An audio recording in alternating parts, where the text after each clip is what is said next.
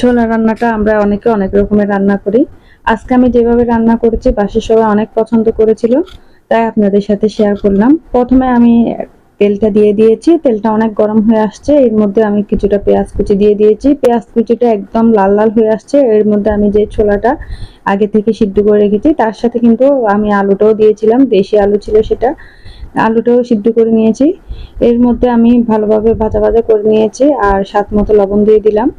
এবার দিয়ে দিয়েছি এক চামচ করে আদা বাটা, রসুন বাটাটা।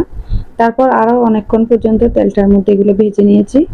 এরপর বেশ কিছুক্ষণ ভাজাভাজি করে আমি এখন ধনিয়া জিরার গুঁড়াটা দিয়ে দিয়েছি, আর হাফ চামচের মতো মরিচ গুঁড়া, হাফ চামচের মতো হলুদ গুঁড়াটাও দিয়ে দিলাম। দিয়ে বেশ কিছুক্ষণ আমি নাড়াচাড়া করে এটা ভাজা ভাজা করে নিচ্ছি। এটা একদম ভালোভাবে তেলের মধ্যে আমি ভাজা ভাজা করে নিয়েছি। অনেকক্ষণ পর্যন্ত ভাজাভাজি করার পর আমি এখানে একটু সামান্য পরিমাণ ঝোলের জন্য পানিটা দিয়ে দিব। পানিটা কিন্তু ঝোলের জন্য না, এটা মাখা মাখা হবে, তাই আমি পানিটা অ্যাড করব। এই যে দেখেন এটা কিন্তু একদম ভাজা ভাজা হয়ে আসছে। সামান্য পরিমাণ পানিটা দিয়ে এরপর উপরের দিক থেকে কয়েকটা আমি কাঁচামরিচ ফালি করে দিয়ে দিব। তারপর কিছুক্ষণ পর্যন্ত রান্না করব, একদম ঝোলটা যেন গাঢ় হয়ে যায়। এই যে দেখেন ঝোলটা একদম গাঢ় হয়ে গিয়েছে, রান্নাটা কমপ্লিটলি হয়ে গেল। তো এভাবে করে কে কে রান্না করেন অবশ্যই কমেন্টসে জানাবেন। অনেক মজা হয়েছিল আজকের ছোলাটা।